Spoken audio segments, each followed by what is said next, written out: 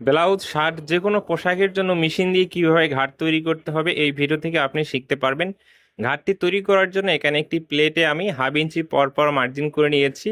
এইভাবে দুইটি প্লেট আমাদেরকে অ্যাডজাস্ট করে রাখতে হবে, রাখার পরে এখান থেকে সেলাইটি শুরু করতে হবে। হাফ ইঞ্চি ফাঁকা রেখে রেখে এইভাবে আমাদেরকে সেলাইটি শুরু করতে হবে এবং শেষ করতে হবে।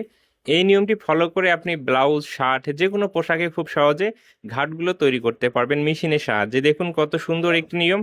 আশা করি এই নিয়মটি শিখে আপনি সারা জীবনের জন্য হাত দিয়ে ঘাট বাঁধার যে আমাদের সিস্টেমটি ছিল সেটাকে আপনি পরিবর্তন করে নিতে পারবেন। এইভাবে তারপরে দুইটি সাইড থেকে কাপড়টি ভাঁজ করে নিতে হবে, এই সাইড থেকেও ভাঁজ করে নিতে হবে। নেওয়ার পরে আমরা এই সাইডটি সেলাই দিয়ে আটকে নিব। আশা করি এই নিয়মটি আপনাকে অনেক হেল্প করবে দর্জি কাজের জন্য। এরপরে এখানে মূল পার্টটি নিতে হবে, এই ফাঁকা সাইডের এদিকে এই পার্টটি আমরা রাখবো, রেখে এই সাইডও আমরা সেলাই দিয়ে অ্যাটাচ করে নিব।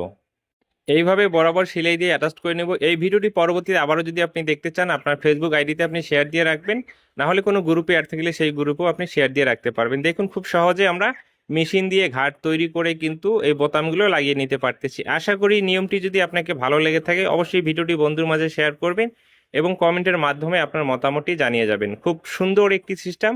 এই সিস্টেমটি ফলো করে আপনি কিন্তু নেক্সট টাইম থেকে যে কোনো পোশাকের জন্য ঘাটগুলো তৈরি করতে পারবেন। ভালো থাকবেন, সুস্থ থাকবেন, নিজের প্রতি খেয়াল রাখবেন।